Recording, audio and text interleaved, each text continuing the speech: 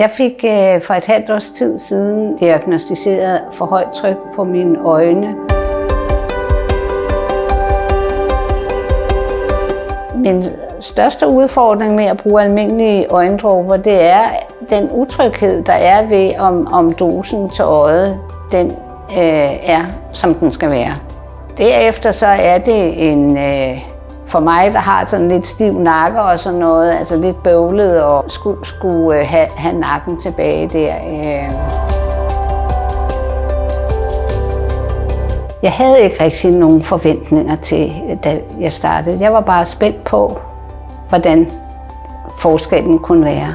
Jeg var glad for at bruge den her dispenser lige fra starten af, fordi at, det var utrolig let og også betryggende at bruge den. Jeg følte, at det var mere behageligt at modtage pustet eller misten end en dråbe.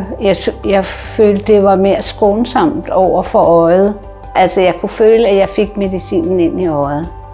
Og det giver jo en tryghed. Og jeg kunne sidde op og bruge den, og det var en meget behagelig og let måde at bruge øjenmedicin på. Altså jeg kunne forestille mig, at denne her dispenser kunne virkelig være en stor fordel for mange.